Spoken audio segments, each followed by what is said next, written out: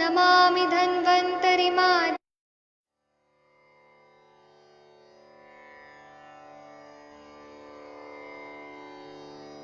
ॐ नमामि धन्वन्तरिमादिदेवम् सुरासुरैर्वन्दितपादपद्मम् लोके जरारुभयमृत्युनाशनं दातारमीशं विविधौषधीनां शङ्खं चक्रं जलौकां दधतं मृतघटं चारुदोर्भिश्चतुर्भिः सूक्ष्मस्वच्छातिहृद्यम् शुकपरिविलसन् मौलिमम्भोजनेत्रम् कालाम्भोदोज्ज्वलाङ्गम् कटितटविलसच्चारुपीताम्बराढ्यम् वन्दे धन्वन्तरीक्तम्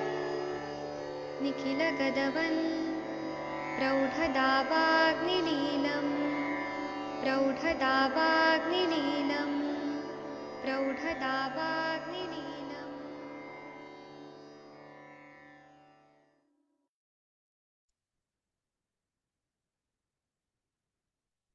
प्रणाम सभी लोगों को। मैं वैद्य अरविंद पाठक आप सभी लोग का स्वागत करता हूँ। सभी लोग को कोटि कोटि प्रणाम करता हूँ। आइए आज हम लोग यहाँ पर स्वर्ण मालिनी वसंत इस पे हम लोग चर्चा करने वाले हैं। आप सबके सब भारत के सर्वश्रेष्ठ चिकित्सक लोग हैं, सभी को मैं प्रणाम करता हूँ। 1 मिनट में अपने आप को स्पॉटलाइट करता हूँ। हम लोग स्वर्ण मालिनी वसंत जो है उसके बारे में चर्चा करेंगे। 1 मिनट रुक जाइए।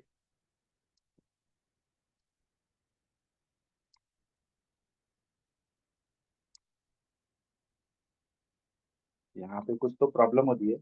1 मिनट, यहाँ पे हैंग हो रहा है। 1 मिनट रुक जाइए।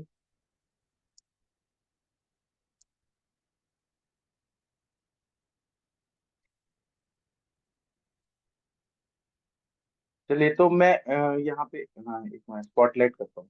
हम लोग स्वर्ण मालिनी वसंत के बारे में चर्चा करने वाले हैं। स्वर्ण मालिनी वसंत जो है उसका पहले हम लोग जो घटक द्रव्य है वह देखेंगे, और उसके बाद में वहां पे उसका कैसे कैसे व्याधियों में उपयोग होता है वह सब हम लोग देखने वाले हैं। 1 मिनट रुक जाइए। यहाँ पे कुछ तो प्रॉब्लम हो रही है मेरे इसमें, बस मुझे 1 मिनट का टाइम दीजिए।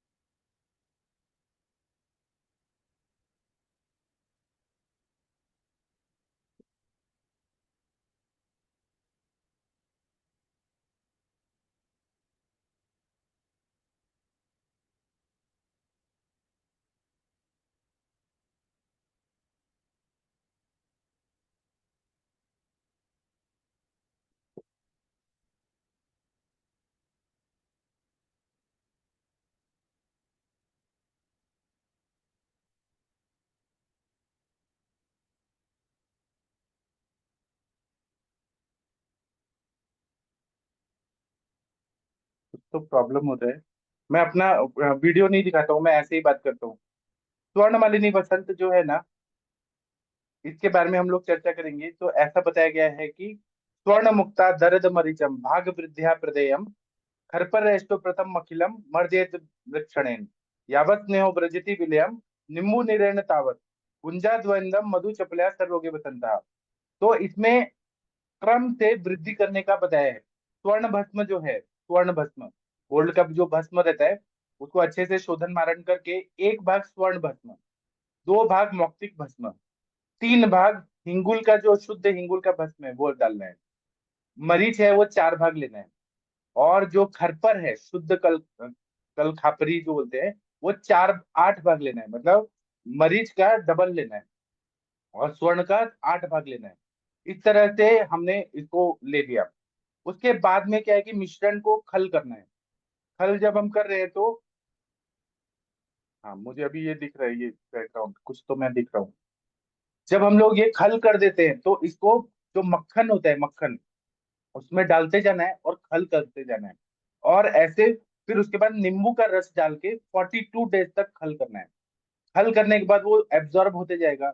नींबू का रस डाल रहे हैं, मक्खन डाल रहे हैं, और नींबू एकदम खट्टा होना चाहिए। गाय का मक्खन जो है वो फ्रेश होना चाहिए, और इतना उसको खल करना है कि वो नीस हो जाए, मतलब वो पूरी तरह से एब्जॉर्ब हो जाए। इस तरह से फिर इसको फिर सुखा देना है, और इसको हम लोग स्वर्ण मालिनी वसंत बोलते हैं। मैं फिर से कंटेंट्स बताता हूँ कि स्वर्ण भस्म 1 भाग, मौक्तिक भस्म जो मोती का भस्म होता है वह 2 भाग, शुद्ध हिंगुल को हमें 3 भाग लेना है, काली मरीच को 4 भाग लेना है, और जो खरपर होता है उसको हमें 8 भाग की मात्रा में लेना है। और इसमें गाय का मक्खन डालना है, जिसको हम लोनी बोलते हैं मराठी में। गाय का मक्खन जो कृष्ण भगवान खाते थे, वह डालना है, अच्छे से उसको मर्दन करना है खलवी यंत्र में, और वो पूरी तरह से नहीं हो जाए। उसके बाद में उसमें नींबू का रस डाल के 42 डेज तक हल करना है। तो ये दीपन पाचन के गुण वाला हो जाता है, और इसमें खरपर डाला हुआ है। तो खरपर युक्त तो जो भी मेडिसिन बनता है आयुर्वेद में, उसको हम लोग वसंत कल्प ऐसे बोलते हैं। और ऐसा बताया है कि सर्व रोगे वसंता, सभी रोगों में वसंत कल्प का प्रयोग करते हैं। इसको हम लोग स्वर्ण मालिनी वसंत बोलते हैं, वसंत मालती रस बोलते हैं, या मालिनी पराग वसंत बोलते हैं, वसंत मालती, ऐसे अलग अलग इसका प्रयोग करते हैं। आप सबके सब भारत के सर्वश्रेष्ठ चिकित्सक लोग हैं, सभी लोग भी इसका प्रयोग जरूर करते हैं अपने प्रैक्टिस में। स्वर्ण मालिनी वसंत का गुणधर्म ऐसा बताया है कि सर्व रोगे वसंता, सभी रोगों में इसका प्रयोग करने के लिए कहा गया है। वसंत कल्पों में हम अगर देखें तो लघु मालिनी वसंत भी बताया है, मधु मालिनी वसंत बताया है, फिर उसके बाद में वसंत कुसुमाकर रस भी बताया है। और इसका एक अलग ही महत्व है वसंत कल्पों का। ये हम लोग कहाँ कहाँ प्रयोग करते हैं, इस पे हम लोग चर्चा करते हैं। तो ये अलग अलग अवयव जो रहते हैं, या फिर अपना नर्वस सिस्टम रहता है, या फिर अपने अवयव रहते हैं, उनको बल प्रदान करने की ये ताकत रखता है। और यह दीपन पाचन के साथ में प्राणव स्रोत पे, अगर जहां पर भी मतलब रेस्पिरेटरी डिसऑर्डर्स हो रहे, ब्रोंकेक्टेसिस वगैरह, स्त्रोतोरोध हो रहा है, वहां पे इसका प्रयोग करने से बहुत ही अच्छा फायदा होता है। सर्व रोगे वसंतः जब बोलते हैं तो अभी और ये स्टिमुलेशन भी देता है, सभी धातुओं की शिथिलता को दूर करता है। हम इसका प्रयोग मधुमेह में कर सकते हैं, अलग अलग व्याधियों में अलग अलग अनुपान के साथ करते हैं, तो बहुत ही अच्छा फायदा करता है। हमारे यहाँ पर एक मैडम आती थी, डॉक्टर नवजोत कौर मैडम। वो पंजाब की थी, चंडीगढ़ की थी, अभी वो पता नहीं कहाँ है, शायद अमेरिका में चली गई है, लेकिन वो लोग लॉकडाउन के पीरियड में हमारे साथ जुड़ी रहती थी। तो उनके जो पिताजी थे ना, वो बहुत ही कमजोर हो गए थे, और डॉक्टर्स लोगों ने हाथ खड़े कर दिए थे कि अब हम कुछ नहीं कर सकते। और बहुत सारे उनको वीकनेस और बुखार आ रहा था, कोरोना हो गया था, कोरोना की वजह से वो कमजोर हो गए थे, ऐसे बहुत सारे प्रॉब्लम थे। डॉक्टर ने जवाब दे दिया कि अब हम कुछ नहीं कर सकते। तो उन्होंने आयुष दर्पण के प्लेटफॉर्म पे जब मैं पढ़ाता था, तो उन्होंने पूछा कि हम क्या करें। तो मैंने उनको कहा कि आप स्वर्ण मालिनी वसंत को अच्छे से पीस के, घोट के, और मिश्री के साथ सुबह शाम खिलाइए। तो उनके पिताजी पूरी तरह से अच्छे हो गए, और कम से कम 1 डेढ़ साल तक वो स्वस्थ रहे। लेकिन बाद में उनको कुछ तो इन्फेक्शन हो गया, और वो इन्फेक्शन का कुछ तो लंग्स में गया, और उसके बाद डेथ हो गया, और वो मेडिसिन भी छूट गया था कोई कारण से, डेथ हो गई। लेकिन वो इतना अच्छे हो गए थे, तो वो बोल रही थी कि हमने अपने पिताजी की 1.5 साल तक तो एंजॉय किया पिताजी का साथ। तो ये स्वर्ण मालिनी वसंत सच में बहुत ही अच्छा काम करता है, सभी धातुओं को ये ताकत दे देता है। और जो वृद्धावस्था में जरा चिकित्सा हम लोग करते हैं, रसायन चिकित्सा करते हैं, तो उसमें हम स्वर्ण मालिनी वसंत का प्रयोग करते हैं, बहुत अच्छा फायदा होता है। जो लोगों के बाल झड़ रहे हैं बहुत ज्यादा, तो और दवाइयां तो हम देते ही हैं। हम अस्थि धातु को अच्छा करते हैं, पुरुष या पुरुष धरा कला चाहे अस्थि धरा कला, ये तो हम करते ही करते हैं। तो हम तिक्तक शीर बस्ती देते हैं, बालों को अच्छा करना है तो जीवने गण की दवाइयां देते हैं, केश दवाइयां देते हैं। लेकिन अगर हमने स्वर्ण मालिनी वसंत अगर दे दिया, तो बालों की ग्रोथ बहुत ही अच्छी हो जाती है। तो मतलब वहां पे अस्थि धातु और अस्थि धातु का मल केश, इस पे बहुत ही अच्छा फायदा होता है। इसी तरह से हमारे पास बहुत सारे ऐसे पेशेंट आते हैं जो सीओपीडी के रहते हैं, क्रॉनिक ऑब्स्ट्रक्टिव पल्मोनरी डिजीज, और जिसमें लंग्स के सेल्स जो रहते हैं, पैरेन्काइमल सेल्स, बहुत वीक हो गए हुए रहते हैं, और हम दवाइयां दे रहे हैं उनको, हम अबरक भस्म दे रहे हैं, हम श्वास कोठार रस दे रहे हैं, दुनिया भर की दवाइयां हैं आयुर्वेद की। लेकिन अगर स्वर्ण मालिनी बसंत अगर ऐड कर दिया जाए तो वो लंग्स के एक एक सेल को रिजुवनेट कर देता है। इतनी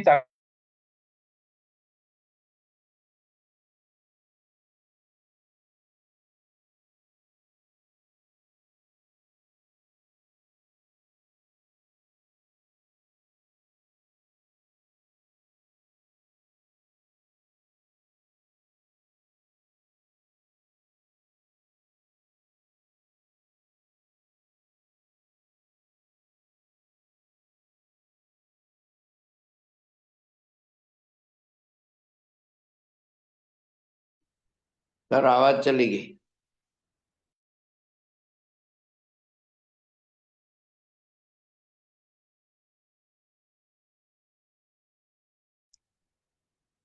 सॉरी, यहाँ पे ना अचानक ही बारिश की वजह से लाइट चला गया था, अभी आ गया लाइट। लाइट गया तो फिर वाईफाई भी चला गया। हाँ, उसके लिए मैं क्षमा प्रार्थी हूँ, कुछ कुछ व्यवधान आ रहा है। तो स्वर्ण मालिनी बसंत का एक और रोल रहता है कि खरपर डाला हुआ है, और इसमें मरीच डाला हुआ है, और मौक्तिक भस्म डाला हुआ है, स्वर्ण भस्म डाला हुआ है। तो मरीच है, नींबू का रस का भावना है 42 डेज, मक्खन डाला हुआ है, और इसका अनुपान भी मक्खन रखेंगे तो मज्जा धातु पे काम करता है। लेकिन सबसे ज्यादा हम लोगों ने फर्स्ट ईयर में पढ़ा है, शारीरिक क्रिया में पढ़ा है कि आहार का जो पोषण होता है वो 3 न्याय से होता है। एक केदार कुल्या न्याय से होता है, एक शीर दधी न्याय से होता है, और एक खले कपूत न्याय से होता है। तो जब हम लोग केदार कुल्य न्याय पढ़ते हैं, उस हिसाब से जब पोषण हो रहा है, तो वहां पे हमने ऐसा पढ़ा है कि एक एक केदार से, मतलब एक एक जो पानी का जो ये होता है, जैसे रेहट चल रहा है और वहां से जो पानी आ रही है, तो पहले क्यारी पहले भरती है, पहले रस धातु का पोषण होता है, वहां पे रस की अग्नि की क्रिया होती है, और अच्छा आहार रस से रस धातु बनता है, और फिर वो आगे रक्त बनाने के लिए पोषण द्रव्य ले जाता है, फिर वहां पे रक्त की अग्नि की क्रिया होती है, फिर रक्त धातु बनता है। तो रस से रक्त, मांस, मेद, अस्थि, मज्जा, शुक्र, ये जो क्रम से होता है, इस प्रक्रिया को स्वर्ण मालिनी बसंत एकदम बेस्ट कर देती है, अच्छा करती है, और उत्तम रस धातु बनाती है, रक्त धातु बनाती है, मांस धातु बनाती है, मेद धातु बनाती है, मज्जा धातु बनाती है, और मेद, मज्जा और अस्थि, शुक्र, ये सब अच्छे अच्छे धातुएं बनाती हैं। तो ये जो परिपोषण क्रम है धातुओं का, और बलवान धातु बनाना, उसका काम स्वर्ण मालिनी बसंत करती है। अगर हम लोग इस तरह से हम लोग देखा जाए तो यह एक रसायन द्रव्य है। रसायन में वनस्पतियां भी वही काम कर रही है, जैसे कि आम्ल की है, हरित की है, शतावरी है, गुडुचि है, वह भी रसायन द्रव्य है। लेकिन यह जो द्रव्य है यह स्वर्ण कल्प है, तो इसका एक्शन थोड़ा और फास्ट होता है। फॉर एग्जाम्पल मैं बता रहा हूँ कि इंडियन एयरफोर्स के पास आज एयरफोर्स डे भी है, इंडियन एयरफोर्स डे। तो इंडियन एयरफोर्स के पास हमारे पास मिराज जहाज था, लड़ाकू विमान। उसके बाद में सुखोई 30 था, जो रशिया ने दिया था। ऐसे बहुत सारे जहाज दिए थे, है हमारे पास। लेकिन मिग 21, मिग 27, मिग 29, इतने सारे जहाज हैं। लेकिन समय के हिसाब से हमें राफेल की जरूरत पड़ी, तो फ्रांस से समझौता हुआ और मोदी जी राफेल लेके आए। क्यों लेके आए? क्योंकि समय बदल रहा है, और पाकिस्तान को अमेरिका F-17, M19 ऐसे बहुत सारे जहाज दे रहे हैं। तो हमें भी उस हिसाब से करना है। तो आज के जमाने में भी हमें रसायन द्रव्य हैं, हर्बल द्रव्य हैं सारे, लेकिन हमें और फास्ट रिजल्ट देना है और टिकाऊ देना है, इसलिए हम लोग स्वर्ण कल्पों का प्रयोग करते हैं, क्योंकि हमें अपडेट करना है अपने चिकित्सा को और अच्छा करना है। तो इसलिए स्वर्ण मालिनी बसंत से जो रसायन कार्य होता है वह एकदम अद्भुत होता है, और पेशेंट को दिखता है। मैंने ऐसे बहुत सारे पेशेंट देखे जिनको आईज के नीचे ऐसे पूरा शुक्र क्षय की वजह से पूरा ऐसे काला काला हो गया था, गड्ढा हो गया था, ओज भी कम हो गया था। फिर उनको जब स्वर्ण मालिनी बसंत दिया गया तो उनका ओज भी बढ़ा, शुक्र भी बढ़ा, मज्जा भी बढ़ा, और सब अच्छा हो गया। ऐसे जो बड़े बड़े क्रॉनिक और चैलेंजिंग केसेस होते हैं उसमें स्वर्ण मालिनी बसंत का प्रयोग करने से बहुत ही अच्छा फायदा होता है। उसी तरह से कभी कभी बहुत बड़े बीमारी से कोई इंसान उभरा है, जैसे कि कोरोना से कोई उभरा, या फिर कोई बहुत दिनों से परेशान है, बीमार है, तो ऐसे में कुछ तुरंत ताकत देने वाली दवाइयां देनी पड़ती है। तो एलोपैथी में टॉनिक्स देते हैं, आयुर्वेद में हम स्वर्ण मालिनी बसंत का प्रयोग करते हैं। तो इससे तुरंत ही धातुओं में ताकत आ जाती है, स्ट्रेंथ आ जाता है, धात्वग्नि की क्रिया अच्छी होती है, जाठराग्नि की क्रिया अच्छी होती है, वहां पे ब्लड सर्कुलेशन अच्छा होता है और वो उत्कृष्ट धातुओं का निर्माण होने लगता है। इसलिए स्वर्ण मालिनी वसंत का प्रयोग करने से बहुत अच्छा फायदा होता है। इसी तरह से जब क्षय की अवस्था होती है, राजयक्ष्मा हो रहा है, धातुओं का शोष हो रहा है, धातुओं का क्षय हो रहा है, वहां पर भी हमें स्वर्ण मालिनी वसंत देने से बहुत अच्छा फायदा होता है। और हमारे आदरणीय गुरु जी यह बताते हैं कि स्वर्ण मालिनी वसंत है, किसी का वेट बढ़ाना है, तो हम क्या करते हैं, स्वर्ण मालिनी वसंत सुबह देते हैं, मतलब जो कफ का काल होता है उस टाइम पे देते हैं, और शाम को देते हैं स्वर्ण मालिनी वसंत। और जो पित्त का काल होता है 10 से 2 बजे का काल, तो पित्त के वजह से अगर वजन नहीं बढ़ रहा है और हमें कृत्रिम रूप से कफ का काल मेंटेन रखना है, तो 10 से 2 के बीच में आप नीम के पत्तियों का स्वरस या कल्क दे दें। तो ये क्या होगा, पित्त का शमन हो जाएगा और कंटिन्यू कफ रहेगा, और जितना कफ रहेगा तो फिर वजन बढ़ने लगता है। इस तरह से स्वर्ण मालिनी वसन का प्रयोग करके ऐसा देखा जाता है कि महीने में 8 से 10 किलो तक वजन बढ़ जाता है। आहार भी लेना है हमें, लेकिन ये इतना बढ़िया काम करता है। और पेशेंट टू पेशेंट डिपेंड करता है, मैंने एक अंदाज से बताया कि 8 किलो वजन बढ़ता है, लेकिन बढ़ता है, किसी का 3 महीने बढ़ता है, किसी का 1 महीने में बढ़ता है, लेकिन वजन बढ़ता है। अगर नीम का पत्ता आप दिन में उसका कल्क बना के या नीम का पत्ता चबाने के लिए दे 10 से 2 के बीच में, स्वर्ण मालिनी वजन दे, तो बहुत ही अच्छा वजन बढ़ता है। जिन लोग का वजन नहीं बढ़ रहा है उनके लिए ये बहुत ही अच्छा फायदा होता है। उसी तरह से जीर्ण ज्वर है, प्लीहा वृद्धि है, अग्निमांद्य है, ऐसे कंडीशन में अगर हमने या फिर शीत पूर्वक ज्वर है, आंतरिक ज्वर है, सान्निपातिक ज्वर है, जहाँ पे कोई और मेडिसिन उतना इफेक्टिवली काम नहीं कर रहा है, ऐसे में अगर हम लोगों ने स्वर्ण मालिनी वसंत का प्रयोग किया तो बहुत ही अच्छा रिजल्ट आता है जीर्ण ज्वर में भी। बाकी हम लोग करते हैं उसमें दूध का क्षीरपाक का प्रयोग करते हैं, घृतपान का प्रयोग करते हैं, क्योंकि रुक्ष तेज बढ़ा हुआ है। उसके साथ में स्वर्ण मालिनी वसंत दिया तो जीर्ण ज्वर का कंडीशन में धातुओं में जहाँ पे वीकनेस आ गया, दुर्बलता आ गई है, वह पूरी तरह से कवर हो जाता है। इसी तरह से जिनको खांसी आ रही है, कंटिन्यू कास हो रहा है और धातु क्षय हो रहा है, वहां पे प्राणवायु स्रोत बहुत वीक हो गया है, उसमें भी स्वर्ण मालिनी वसंत का प्रयोग करने से बहुत अच्छा फायदा होता है। उसी तरह से धातु क्षय अगर हम लोग देखें, तो मैं बार बार धातु क्षय पे ये स्वर्ण मालिनी वसंत इसलिए बता रहा हूँ कि ये ब्रीहण करने वाला और रसायन करने वाला द्रव्य है, और तुरंत इमीडिएट फायदा देने वाला द्रव्य है। तो धातु क्षय जो होता है वो अनुलोम क्षय से होता है, जिसमें रस नहीं बन रहा है, रक्त नहीं बन रहा है, मांस नहीं बन रहा है, मेद अस्थि मज्जा शुक्र नहीं बन रहे हैं, वहां पे अग्नि मंद है। तो ये उत्कृष्ट दीपन पाचन की भी दवाई है, लेकिन महंगी पड़ती है, तो हम लोग ये दीपन पाचन के लिए नहीं प्रयोग करते। हम लोग चूर्ण कल्पनाएं और आरोग्यवर्धनी ऐसी कल्पनाएं उल्लंघन का प्रयोग करते हैं।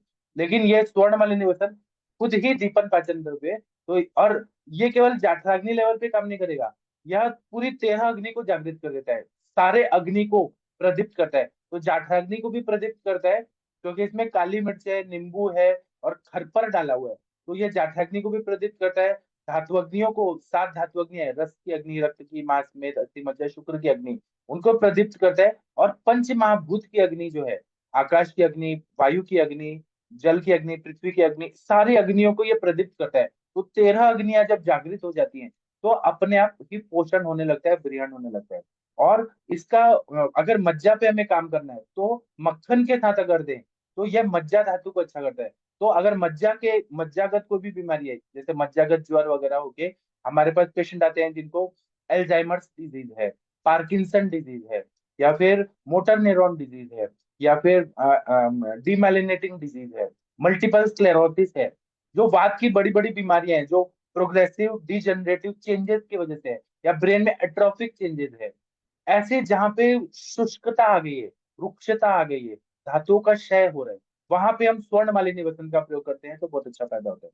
इसी तरह से छोटे बच्चों को भी ये दिया जा सकता है। तो हम लोगों ने ऐसा, मतलब उसका पेपर भी है, रिसर्च पेपर भी है कि आईयूजीआर के जो हिस्ट्री रहते हैं बार बार, इंट्रा यूट्राइन ग्रोथ रिटार्डेशन, बच्चे का ग्रोथ नहीं हो रहा है, तो फर्स्ट ट्राइमेस्टर मतलब पहले 3 महीने में हम लोग लघु मालिनी वसन देते हैं, सेकंड ट्राइमेस्टर में मधु मालिनी वसन देते हैं, और थर्ड ट्राइमेस्टर में स्वर्ण मालिनी वसन देते हैं। अगर हमारे पास पेशेंट थर्ड ट्राइमेस्टर के शुरुआत में आई और उसका बच्चे का ग्रोथ नहीं दिख रहा है, तब हम स्वर्ण मालिनी वसन को डायरेक्ट भी दे सकते हैं। तो यह बच्चे का ग्रोथ भी, मतलब सारे धातुओं को बढ़ा देता है, तो इस तरह से पैदा होता है। इसी तरह से हमारे पास ऐसे पेशेंट आते हैं जो इनफेंटाइल यूट्रस है, मतलब एज 24 हो गया, मेंसेस ही नहीं आ रहे, और सोनोग्राफी करके देखा तो यूट्रस का ग्रोथ ही नहीं हुआ है, वहां पे हम लोग पुष्प धनवा रस के साथ स्वर्ण मालिनी वसंत का प्रयोग करते हैं तो यूट्रस धीरे धीरे धीरे धीरे ग्रोथ होके पूरा बढ़ जाता है। जहां पर भी ग्रोथ नहीं हुआ है, अब ये चीज स्वर्ण मालिनी वसंत का हम लोग, जहाँ पे बच्चे मतिमंद है, डाउन सिंड्रोम में है, सेरेब्रल पाल्सी में है पेशेंट, जहाँ पे आईक्यू लेवल कम है, तो हम मेज्य दवाइयों के साथ में इसका प्रयोग करते हैं। तो ब्रेन के एक एक सेल को ये रिजुवनेट करके वहां पर भी ये बहुत काम करती है। उसी तरह से जो इंजुरी के पेशेंट आते हैं, स्पाइनल इंजुरी हो गया है और वहां पे मज्जा धातु का बहुत ज्यादा क्षय हो गया है, मज्जा धातुओं को रिजुवनेट करके नया बनाना है, तो हम यापना बस्ती देते हैं, हम लोग तिक्तक शीर बस्ती देते हैं, और उसके साथ में स्वर्ण मालिनी वसंत इंटरनली देते हैं। तो टाइम कितना लगेगा वो तो हमें एक कैलकुलेशन से पता चल जाता है, लेकिन स्वर्ण मालिनी वसंत से बहुत ही अच्छा फायदा होता है। मेरे पास एक पेशेंट आए थे, कुवैत से आए थे, वो ट्रक ड्राइवर थे, तो वो जो बड़े बड़े ट्रक कंटेनर होते हैं ना वो चलाते थे, कुवैत से आए थे। तो उनका क्या हुआ था कि उन्होंने वहां पे किसी शेख का मर्डर किया था कुवैत में। तो वो आत्मा का, जैसे हम बोलते हैं ना उन्माद, वैसे उस पे अटैक होता था, वही मृत आत्मा का, प्रेतात्मा का। और उसने एक्सीडेंट करा दिया, वो कुवैत के जो ड्राइवर थे वो महाराष्ट्रियन थे। तो एक्सीडेंट हो गया तो स्पाइन में पूरा इंजरी हो गया। तो वहां पे कुवैत गवर्नमेंट ने, क्योंकि वहां पे कैसे है कि गवर्नमेंट खर्चा करती है, कुवैत गवर्नमेंट ने पूरा खर्चा किया, सर्जरी किया, स्पाइन सर्जरी। उसके बाद में फिर उनको इंडिया भेज दिया गया, रिपोर्ट कर दिया गया। यहाँ पे भेजा तो यहाँ पे यशवंतराव चौहान मेडिकल कॉलेज है, हॉस्पिटल है, वहां पे उनका फिर सर्जरी हुआ। लेकिन वो इतना दिन से, इतने महीनों से बेड रिडन थे, तो उनका पूरा बेड सोर हो गया था, पूरा पीठ का जो मांस है ना पूरा सड़ गया था, और पूरा ऐसे वर्टिब्रल कॉलम दिख रहा था, और उसको ड्रेसिंग रोज करना जरूरी था। तो यहाँ पे पुणे में ये जो है एएफएमसी जो है, आर्म फोर्सेस मेडिकल कॉलेज, वहां पे लेके गए तो वहां के डॉक्टर्स ने कहा कि नहीं नहीं, ये गॉन केस है, हम नहीं करेंगे, आप जाओ, सिविलियन हो, हम आपका नहीं करेंगे। डिफेंस का सबसे बड़ा हॉस्पिटल है यहाँ पे, एक दिल्ली में है आर्मी रेफरल हॉस्पिटल, और एक पुणे में। तो यहाँ के डॉक्टर्स ने मना कर दिया, आप लेके जाओ। फिर यहाँ पे बड़े बड़े Ruby hall clinic, Lata Mangeshkar का दीनानाथ मंगेशकर हॉस्पिटल, सब जगह उन्होंने बोल दिया कि हम नहीं करेंगे। तो उन्होंने एक प्राइवेट सर्जन से बात किया कि आप रोज ड्रेसिंग करिए। फिर उन्होंने मेरा नाम सुना था, तो मेरे पास वो आए, तो मैंने उनको कहा कि मैं बत्ती वगैरह दूंगा, मैं करूंगा, लेकिन जो मैं दवाई बताऊंगा वो आपको खरीद के लाना पड़ेगा। और तो उन्होंने लाया, तो मैंने उनको स्वर्ण मालिनी बसंत, उसके बाद में अश्वगंधा अवले, दीपन पाचन के द्रव्य, ये सब दिए। तो मैंने खुद अपने हाथ से, आंख से देखा है कि उनका जितना बैक में मसल्स है ना जो पूरी तरह से डैमेज हो गए थे, वो सब मसल आने लगे। और वो पेशेंट ना 3 महीने में पूरा उनका पीठ जो था वो पूरा भर गया, इतना अच्छा हुआ। लेकिन वो जो आत्मा थी, उसने फिर वो मना कर दिया कि वो वहां नहीं जाना, और मैं इसको मार दूंगी, उसके बॉडी में आके उसको तकलीफ होती थी। और फिर उसने पता नहीं कैसे अटैक किया कि वो आदमी ने खुद का ही सिर पटक पटक के, और मतलब उसकी आत्मा उसके अंदर गई, घुस गई थी, और पेशेंट का डेथ हो गया। लेकिन मेरे पास वो फोटोग्राफ भी होगा कि स्वर्ण मालिनी बसंत और अश्वगंधा अवले से पूरे मसल्स नए नए आ जाते हैं। जहाँ पे मतलब मैंने कहा बेड सोर होके पूरा सड़ गया था पूरा, वो ड्रेसिंग करना पड़ता है, पूरा पीठ, पूरा बैकबोन, वह भी ठीक हो जाता है। तो ऐसे कंडीशन जहाँ गैंग्रीन हो रहा है या बेड सोर हो रहा है, वहां पे स्वर्ण मालिनी बसंत का प्रयोग करने से बहुत अच्छा फायदा होता है। इसी तरह से आजकल हमारे पास पेशेंट आते हैं जिनको मैथुन की इच्छा है, लेकिन उनको ना इरेक्टाइल डिसफंक्शन है, या प्री मैच्योर इजैकुलेशन है, और आयुर्वेद में उसको ध्वज भंग बोलते हैं, चरक संहिता में योनि व्यापक चिकित्सा में होता है कि इरेक्शन ही नहीं होता है कुछ एज के बाद, या डायबिटिक पेशेंट होते हैं उनको इरेक्शन का प्रॉब्लम होता है। ऐसे में क्या दवाइयाँ दें? तो हम पहले रसायन दें, बाद में बाजीकरण दें। बाजीकरण का प्रयोग आयुर्वेद में बोला है कि उत्तम संतान की उत्पत्ति के लिए दें। लेकिन सभी को तो ये आकांक्षा नहीं होती है, इच्छा नहीं होती है कि हम सेक्सुअल इंडल्जेंस में ही रहे हम, लेकिन उनको ताकत चाहिए, वहां पे शुक्र धातु बढ़ाना है, इरेक्शन तो होना चाहिए। इसलिए स्वर्ण मालिनी बसंत जब देते हैं तो सारे धातु अग्नियों को प्रदीप्त कर देती है, और वहां पर भी पूरा जो मेल रिप्रोडक्टिव सिस्टम है वहां पर भी ये बहुत अच्छा काम करती है। उसी तरह से फीमेल रिप्रोडक्टिव सिस्टम में जहां पर वीकनेस है या मेंसेस इरेगुलर, और जहां पे बल देना है और रसायन का कार्य करना है, वहां पे हम लोग स्वर्ण मालिनी वसंत का प्रयोग युक्ति पूर्वक करते हैं, तो बहुत ही अच्छा फायदा होता है।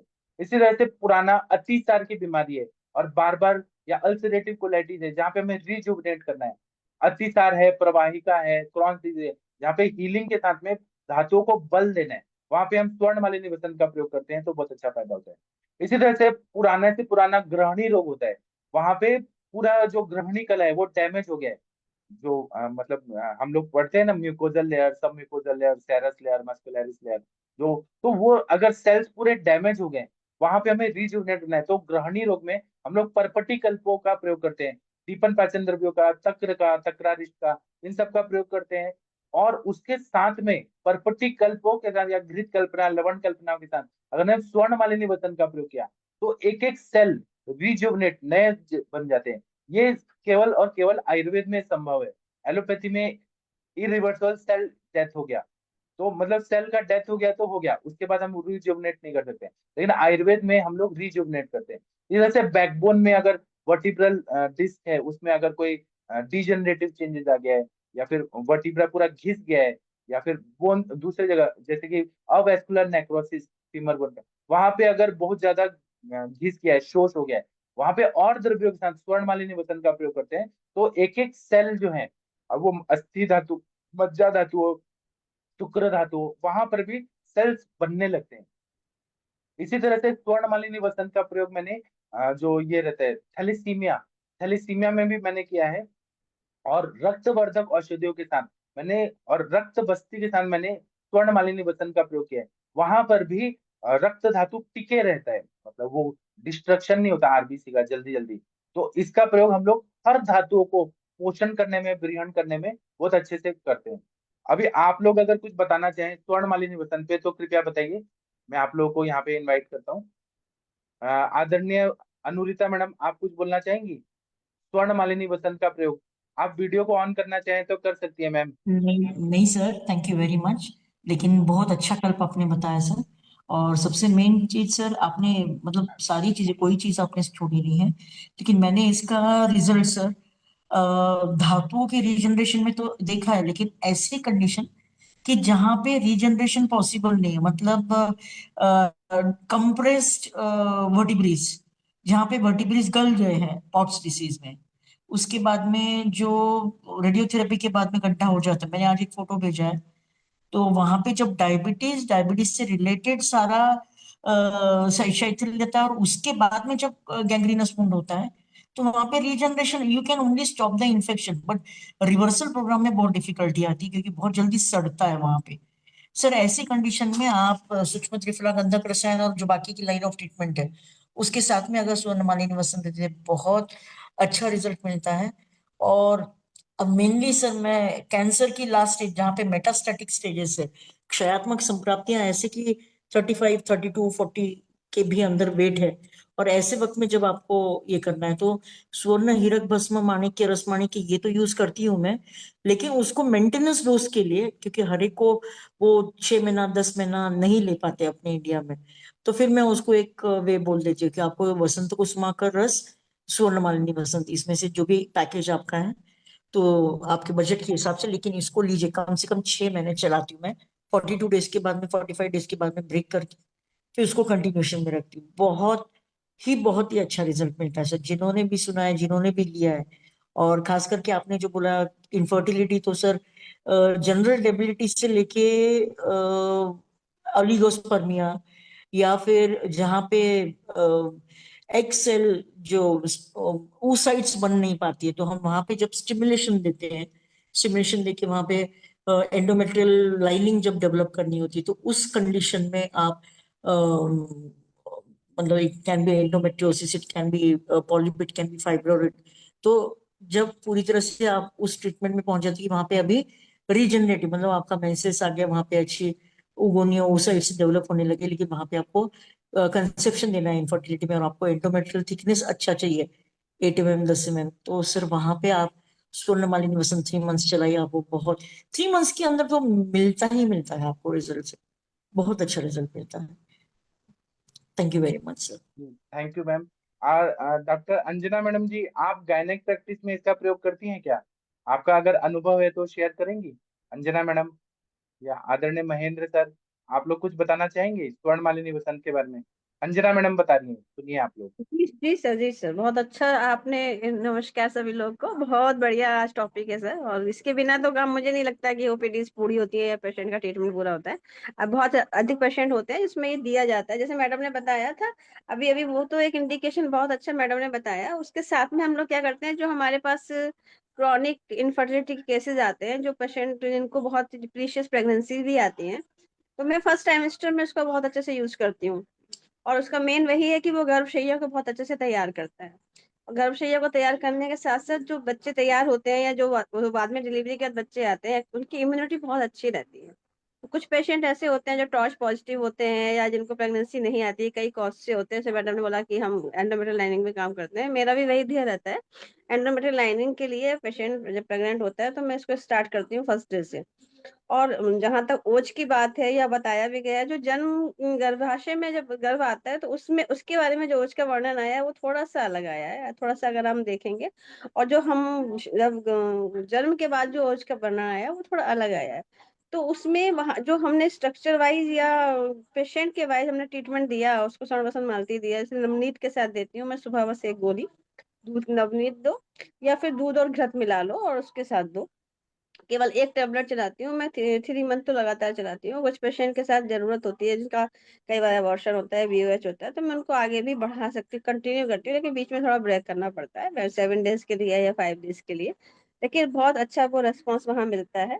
इसके अलावा जो कुछ पेशेंट हमारे पास आते हैं, जैसे कि ट्यूबल ब्लॉक वाले आते हैं, या फिर जैसे किसी की एंडोमेट्रियल थिकनिंग या एंडोमेट्रियल लाइनिंग में रेगुलरिटी ज्यादा होती है, तो वहां पर भी स्वर्ण मालती का बहुत अच्छा प्रयोग देखा जाता है। स्पेशली ब्लॉकेज में बहुत इफेक्टिव होता है, जहां हमने पूरी ट्रीटमेंट उसकी की है, उत्तरवस्ती की है, और उसके साथ में जो है पूरा शोधन किया है।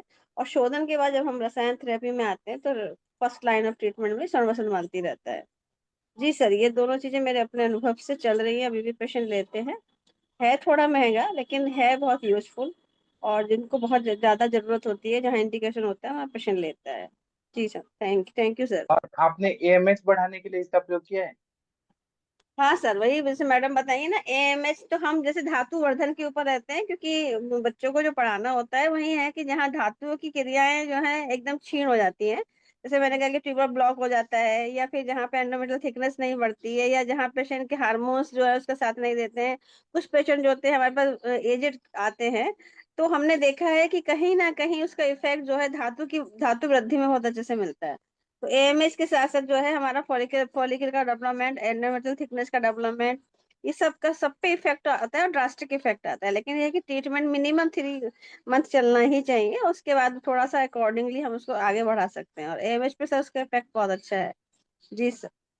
मैम पुष्प धामरस और स्वर्णमाली वसंत अगर जुड़ जाता है ना, तो कुछ भी, जी कोई भी कंडीशन रहने दीजिए, वहां पे आपको एमएच भी अच्छा मिलता है, फॉलिकल का एमएसएच और एलएच, कोई भी हार्मोनल इश्यू रहने दीजिए।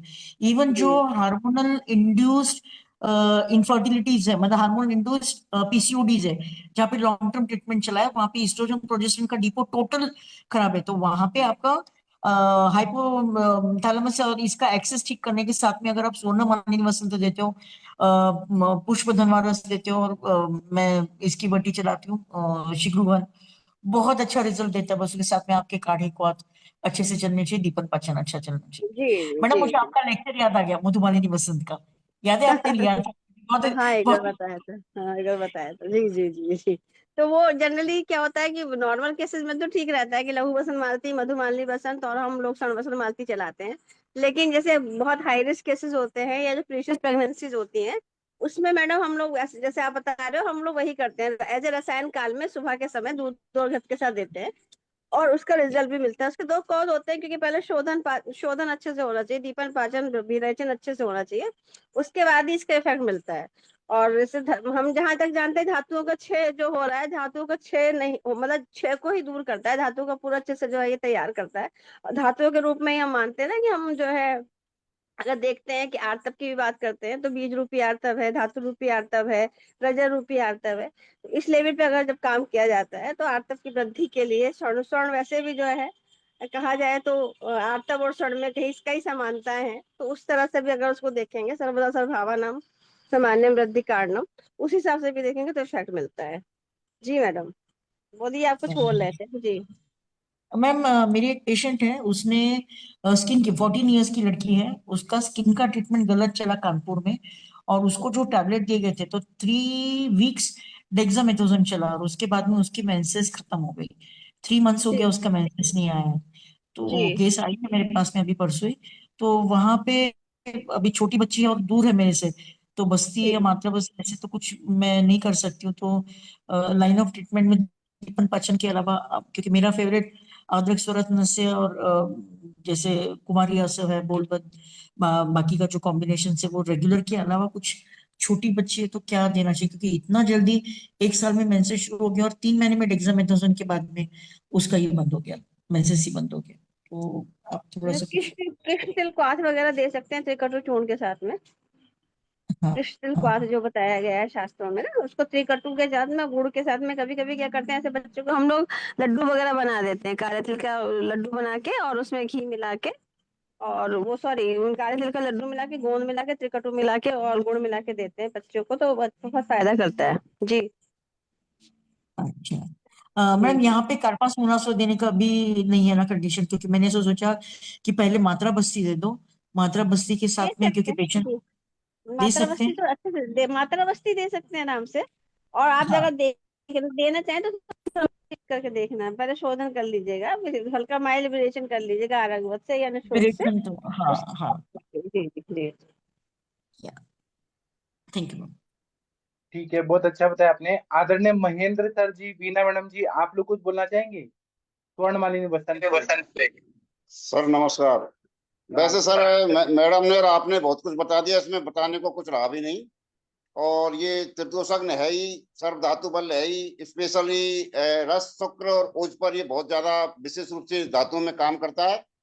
और जो अपने उत्पादक हैं, मतलब जेनेटरी जो है, चाहे लेडीज के हो चाहे मेल के हो फीमेल के किसी की भी हो, और साथ में स्लेश में कला की जहाँ क्षय हो रहा हो, किसी भी स्लेश में कला हो कोई भी ऑर्गन की, उस पर यदि कहीं अपने को क्षय दिख रहा है या उसमें कहीं डैमेज दिख रहा है या उसको रिजनरेशन करना है, तो उसके लिए अपन इसका प्रयोग करते हैं।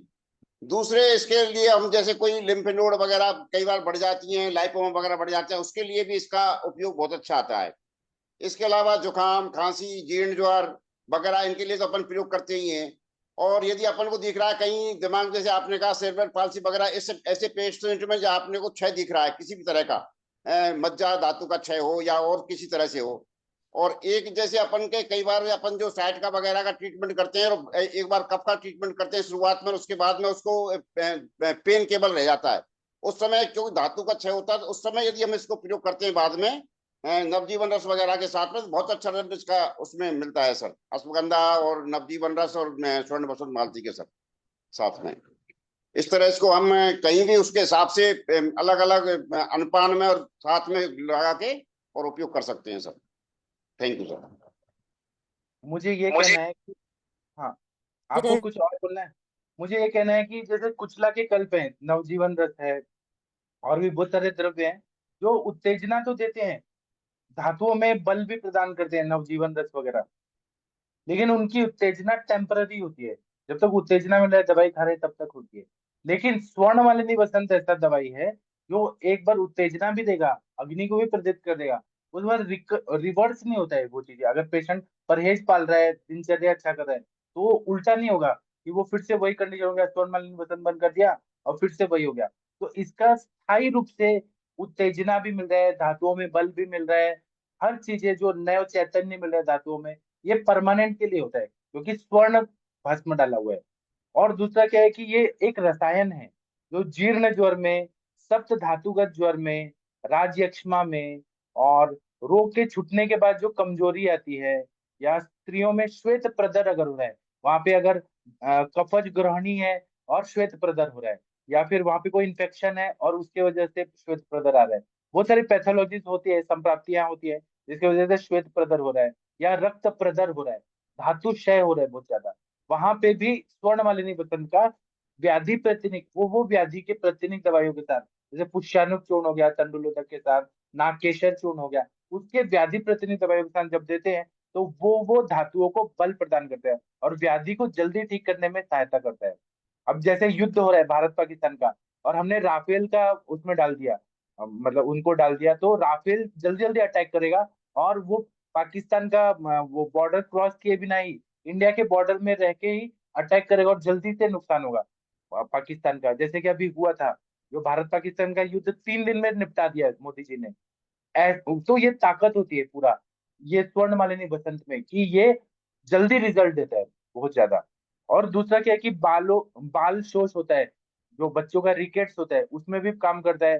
फुफ्फुस के कला का शोथ हो गया या फुफ्फुस की बीमारियां हो गई, लंग्स की, आंत्र क्षय हो गया, उनसे भी बहुत अच्छा काम करता है। तो जाठराग्नि धात्वाग्नि की परिपाक क्रिया को सुधारकर उनकी विकृति से उत्पन्न होने वाले सभी रोगों को ठीक कर देता है। शरीर के बल वर्ण को बढ़ा देता है, धातुओं को पुष्ट करता है, मस्तिष्क में स्फूर्ति लाता है और बल उत्पन्न कर देता है। और स्त्री पुरुष बालकों सभी ऋतुओं में सर्व रोगी वसंता सभी व्याधियों में इसका प्रयोग करते हैं। लेकिन ये महंगा दवाई होता है क्योंकि स्वर्ण भस्म है। आप अभी आप मार्केट में देखेंगे तो 1 तोला स्वर्ण कितना महंगा है, और हम उसका भस्म बनाते हैं और वो हम भस्म डालते हैं, तो ये दवाइयाँ महंगी हो जाती है। और यह शरीर के प्रत्येक अंग को बल देती है, अनेक रोगों का नाश करती है। और और ये क्या है, स्थायी रूप से बल देती है, ये मैंने बता दिया। पूर्व धातु जितना पुष्ट होगा उसका पर धातु भी उतना ही बलवान होगा। तो रस जितना अच्छा होगा, विशुद्ध और परिपुष्ट होगा, उतना ही रक्त भी तैयार होगा। रक्त जितना परिपुष्ट और बलवान होगा तो मांस धातु भी बलवान होगा। मतलब जो केदार कुल्य ने ऐसे पोषण हो रहा है, एक एक धातु, पूर्व धातु और पर धातु, ये सारे धातु बलवान हो के आगे तक शुक्र तक अच्छा कर देते हैं, इसलिए इसका प्रयोग करने से बहुत अच्छा फायदा होता है। उसी तरह से त्रिदोष को भी हम वात पित्त कफ ये भी बैलेंस स्टेज में रहने चाहिए और इनमें भी ताकत रहनी चाहिए। दोष धातु मला मूलम ही शरीरम, दोषों में भी बल रहना चाहिए। जैसे वायु का गमन कार्य हो रहा है तो वो भी वायु में भी ताकत रहनी चाहिए, पित्त में भी ताकत रहनी चाहिए, कफ में भी ताकत रहनी चाहिए। उन धातुओं को भी बल देता है, दोषों को भी बल देता है, और मल भी, जो मलाशय उसके, मलाशय जो पुरुषाशय जिससे बना उसके कला को भी ये बलवान करता है कि मल भी अच्छे से बन के और निकले, वेस्ट प्रोडक्ट कित्त भाग निकले। और जो बल देने वाला मल रूप है शरीर में है उसको भी ताकत देता है, क्योंकि मल है तो बल है। इस तरह से ये दोष धातु मल तीनों को अच्छा करता है, अग्नि को अच्छा करता है। किसी को मंदाग्नि है और कोई दवाइयां काम नहीं कर रही है तो त्रिकटु चूर्ण या पंचकोल चूर्ण के साथ इसका प्रयोग करें तो वहां पर ये वहां की कलाओं को, पित्त धरा कला को अच्छा कर देता है और स्थायी रूप से पित्त धरा कला अच्छी हो जाती है। लेकिन व्याधि प्रतिनिधि दवाई देना ही पड़ता है। तो स्वर्ण जो है वो एंटीबायोटिक भी है, कीटाणुनाशक भी है, और जो इन्फेक्शन है बॉडी में उसको भी दूर कर देता है। और एक तरह से नेचुरल स्टेरॉइड है ये, नेचुरल। लेकिन ये डोप टेस्ट में नहीं आता है कभी भी कि वहां पे स्टेरॉइड का कुछ पार्टिकल्स मिल रहा है, लेकिन ये एक तरह से स्टेरॉइड है आयुर्वेद का, इसीलिए इसका प्रयोग करने से बहुत अच्छा फायदा होता है। और मैंने जो बोला कि नींबू के रस की भावना देनी है, वो इसलिए देनी है कि जो मक्खन होता है, मक्खन की चिकनाहट को दूर करना है, तो 95 नींबू का रस डाल के फिर इसकी भावना 42 डेज देनी है। एक दिन दे दिया, फिर दूसरा नींबू का रस, तीसरा नींबू का रस, 42 डेज देनी है। तो मक्खन जब डाला है तो उसकी चिकनाहट दूर होके पूरी तरह से एब्जॉर्ब हो जाए, इसलिए नींबू के रस की भावना देके उसको खाते जाने हैं और डालते जाने हैं। जिनको रक्त प्रदर बहुत ज्यादा हो रहा है, एंडोमेट्रियोसिस है, एडिनोमायोसिस है, या फिर फाइब्रोइड्स है, और उसमें हमें धातु धातु जो क्षीण हो रहे हैं और शरीर कमजोर हो रहा है, कांतिहीन हो रहा है, अग्निमांद्य हो रहा है, पूरे बॉडी में पेन हो रहा है, संपूर्ण हाथ पैर में अंगों में जलन हो रही है, भूख नहीं लग रही है, उत्साह नहीं आ रहा है, स्वभाव चिड़चिड़ा हो गया है, मूड स्विंग हो रहा है, गुस्सा ज्यादा आ रहा है, इरिटेटेड माइंड है, जब रक्त प्रदर हो रहा है, मेनोरेजिया, मेटोरेजिया, मैनोमेटोरेजिया हो रहा है, और रक्त की कमी है, ऐसे में स्वर्ण मालिनी वसन देने से मन पे भी काम होता है और शरीर पे भी काम होता है, इंद्रियों पे भी काम होता है, अवयव पे भी काम होता है। और तो इससे बहुत अच्छा फायदा होता है जब खून की कमी की वजह से शोथ हो रहा है पूरी बॉडी में, तो खून के बढ़ाने वाली जो दवाइयां हैं, जैसे लौह कल्प है, या दाढ़ीमा वलय है, या दाढ़ीमादी घृत है, वो व्याधि प्रतिरोधी दवाइयों के साथ जब हम स्वर्ण मालिनी वचन देते हैं, नवायस लौह है, ताप्यादि लौह है, सप्तामृत लौह है, उसके साथ जब स्वर्ण मालिनी वचन देते हैं तो वो दवाई का पावर को बढ़ा देता है, इसलिए इसका प्रयोग करने से बहुत अच्छा फायदा होता है। तो उसमें हम लोग अश्वगंधा रिष्ट, दशमूला रिष्ट के अनुपान से देते हैं तो बहुत अच्छा फायदा होता है। श्वेत प्रदर में भी ये बहुत अच्छा करता है, क्योंकि श्वेत प्रदर होने के कारण बहुत सारे हो सकते हैं, कपच ग्रहणी हो सकता है, या गर्भाशय की जो अंदर का लेयर है वो खराब है, योनि में जो सर्विक्स का भाग है, वजाइना का श्लेष्मल कला है, उसमें अगर इन्फेक्शन वाली पैथोलॉजी है, या फिर अति स्त्री प्रसंग हुआ है बहुत ज्यादा, और पुरुष से, हस्बैंड से वो आ रहा है या पार्टनर से आ रहा है इन्फेक्शन, तो उन सब में श्वेत प्रदर होता है, तो शरीर कमजोर होता है, बैक पेन हो रहा है, भूख नहीं लगती है, और स्मरण शक्ति का नाश होता है, थिंकिंग पावर कम होती है, इरिटेशन होता है। ऐसे में व्याधि प्रतिनिधि दवाइयों के साथ अगर हम इसका प्रयोग करते हैं तो बहुत अच्छा फायदा होता है। और पुरुष में भी शुक्र के बढ़ाने वाले वृक्ष दवाइयों के साथ इसका प्रयोग करते हैं तो शुक्र भी जल्दी जल्दी बनने लगता है। और पुराना अतिसार है, संग्रहणी है, जीर्ण ज्वर है, उसमें बहुत अच्छा फायदा करता है। और आंखों की रोशनी को भी अच्छा करता है। मस्तिष्क की कमजोरी हो गया, देखना कम हो गया, तो हम सप्तामृत लौ बृहस्पति कषाय साथ स्वर्णमालिनी वचन देते हैं तो आंखों की दृष्टि अच्छी हो जाती है। और मस्तिष्क की कमजोरी है, पढ़ने में मन नहीं लग रहा है, तो मेध्य दवाइयां जैसे यष्टि मधु है, शंख पुष्पी है, ब्राह्मी है, मंडूकपर्णी है, उनके साथ में हम स्वर्णमालिनी वचन दें तो बहुत अच्छा फायदा हो जाता है। जितने भी क्रॉनिक क्रॉनिक चैलेंजिंग केसेस आते हैं उसमें इसका प्रयोग करने से बहुत अच्छा फायदा होता है। चलिए, आदरणीय वीना मैडम जी, आप कुछ बताना चाहेंगी? स्वर्णमालिनी वसंत का प्रयोग आपने कैसे किया है, किस रूप में किया है? आदरणीय जरूर। वीना मैडम जी, मैम बताइए। आपने और दोनों सीनियर्स ने बहुत अच्छा बताया है। मगर हमारे जो कल्प निर्माण होते हैं वो बहुत ही कल्पकता से बनाए हुए होते हैं, ऐसा मुझे हमेशा लगता है। क्योंकि यहाँ पे जो इसमें जो द्रव्य है ये स्वर्ण भस्म वजवर्धक काम करता है, मुक्ता शुक्ति पित्तग्न है, इरिटेशन कम करती है, हिंगू है कफग्न काम करता है, श्वेत मरीच है वो दीपन पाचन, कलखापरी भी धात्वाग्निवर्धन का काम करती है, नवनीत है वो मरीच की और कलखापरी का जो रुक्षत्व है वो कम करने के लिए, और नींबू स्वरस चिकनाई कम करने के लिए आपने बोल दिया। और मुझे लगता है ये दीपन पाचन का भी कार्य और बढ़ाता है। स्वरस की भावना नींबू स्वरस की जो दी हुई है, मैं इसका उपयोग धात्वाग्निवर्धन के लिए करती हूँ। हर कोई बड़ी बीमारी हुई है उससे रिकवर हुआ है पेशेंट, और जो दौर्बल्य रहता है उसमें मैं प्रधानता से इसका विचार करती हूँ। श्वास मार्ग में ये इसमें जो हिंगुल है तो वो श्वास मार्ग के कफ का शोषण करता है और बहुत अच्छी तरह से प्राणव स्रोतस के व्याधि में इसका उपयोग मैं करती हूँ। ये बल्य है, मांस धातु वर्धक है। राजयक्ष्मा में भी एलोपैथी के मेडिसिन के साथ भी मैं ये देती हूँ। ब्रोंकियल टिश्यू को ताकत देता है, श्वासकाश में श्वास मार्ग को ताकत देता है। जीर्ण ज्वर में हमेशा इसका वापर होता है, सब वैद्य करते हैं। बल्य जैसा और रसायन जैसा काम करता है। एनीमिया में हम तो कैल्शियम की कंसेप्ट हमारे पास नहीं है, मगर एनीमिया में जब कैल्शियम कम है तो भी मैं इसका यूज करती हूँ।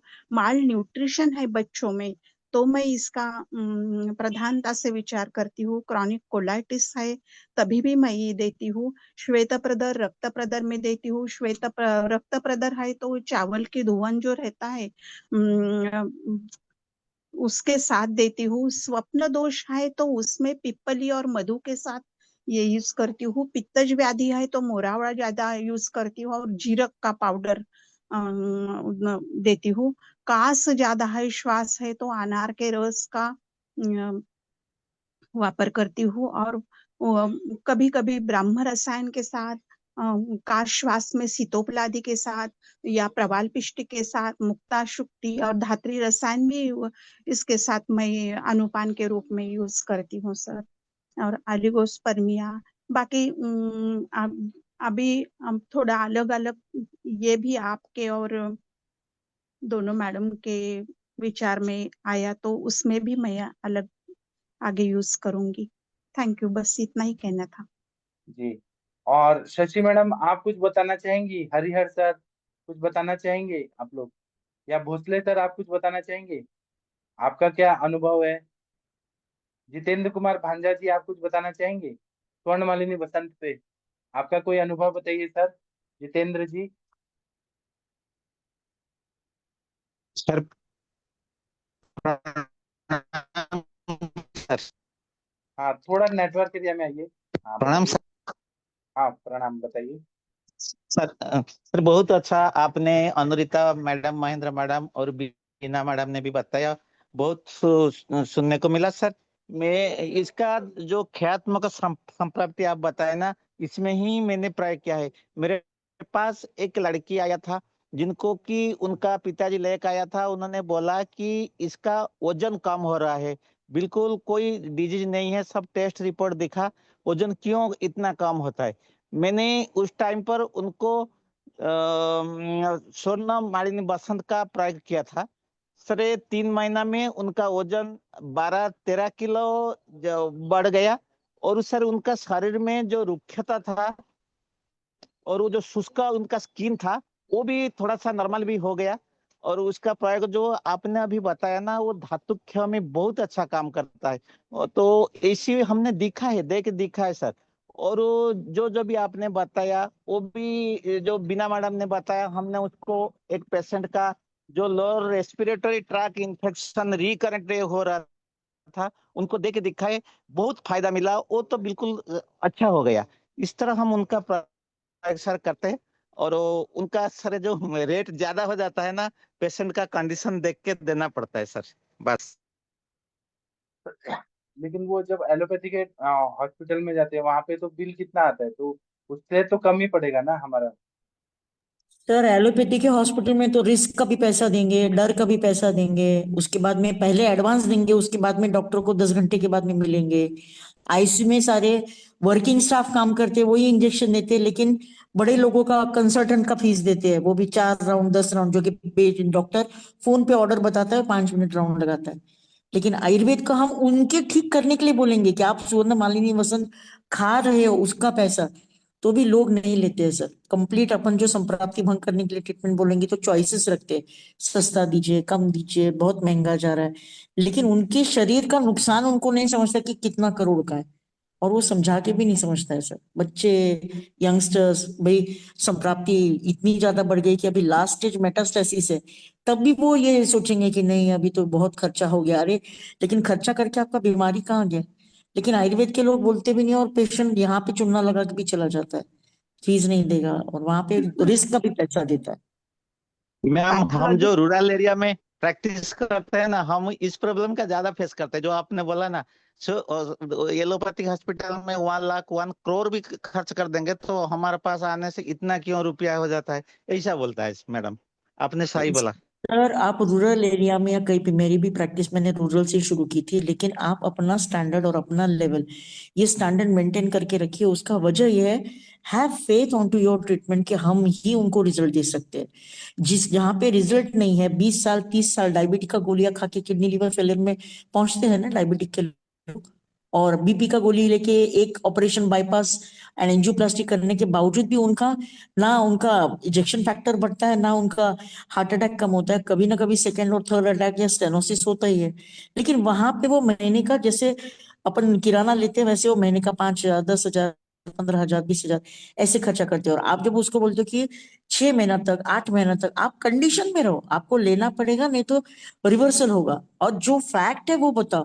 क्योंकि ये फैक्ट उनको कोई नहीं बताता है, उनको सिर्फ इतना मालूम है, सर दर्द की गोली 200 500 रुपए, दर्द इस दर्द की गोली 1,000 रुपए, इसकी गोली, उनको कैलकुलेशन ही वैसा रहता है। इसलिए वो बोलते हैं हमें सिर्फ इतना ही ट्रीटमेंट दो। उनको नहीं समझता कि सारी संप्राप्ति एक दूसरे के ऊपर डिपेंड है, रस का रक्त से, रक्त का मांस से मांस का, ये सारा संबंध उनको नहीं कोई बताता है। ये वजह है कि आपको अपना स्टैंडर्ड मेंटेन करके रहो। जी, बीना मैडम कुछ बोलना चाह रही हैं आप?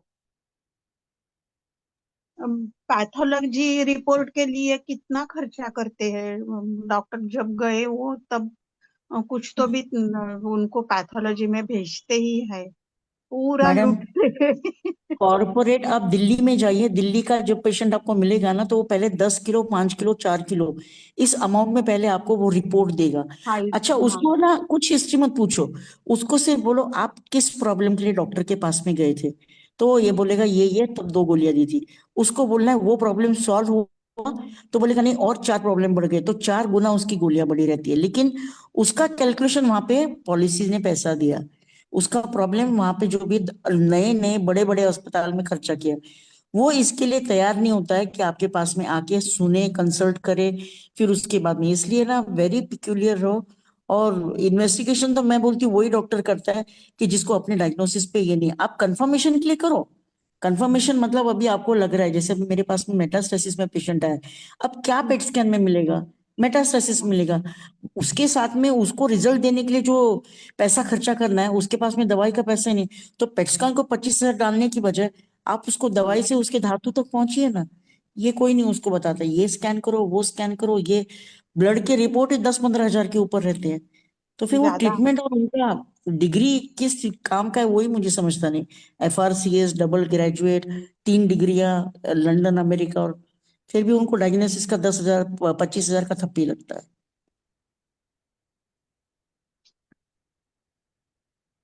जी ठीक है, तो मैं अभी सेशन बंद कर देता हूँ। अभी रात को 9 बजे हम लोग मिलते हैं। आप लोग अपने अपने पेशेंट लेके आइए, फिर हम केस टेकिंग का करेंगे सेशन। थैंक यू, प्रणाम सभी लोगों को, सभी लोग को धन्यवाद, हाँ। प्रणाम।